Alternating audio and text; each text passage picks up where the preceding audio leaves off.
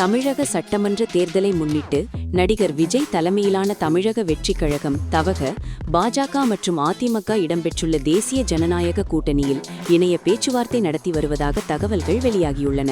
இதுவரை தமிழக அரசியலில் ஒரு மாற்று சக்தியாக உருவெடுத்து 234 தொகுதிகளிலும் தனித்து போட்டியிடப் போவதாக அறிவித்திருந்த நிலையில் இந்த திடீர் மாற்றம் அரசியல் வட்டாரத்தில் பெரும் விவாதத்தை ஏற்படுத்தியுள்ளது. தவக பொதுச் செயலாளர் புசி ஆனந்த் மாவட்ட செயலாளர்களுடன் இதுகுறித்து தீவிர ஆலோசனை மேற்கொண்டுள்ளதாகவும் பெரும்பாலான நிர்வாகிகள் அதிமுக கூட்டணியில் இணைய விருப்பம் தெரிவித்துள்ளதாகவும் கூறப்படுகிறது.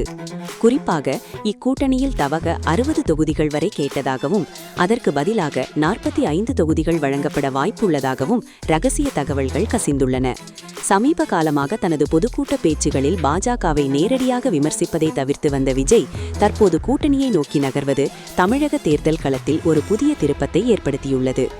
திமுக மற்றும் அதிமுக ஆகிய இரு திராவிட கட்சிகளுக்கும் சவாலாக தனித்து போட்டியிடுவர் என எதிர்பார்க்கப்பட்ட நிலையில் இந்த தகவல் தொண்டர்களிடையே கலவையான எதிர்வினைகளை உருவாக்கி வருகிறது.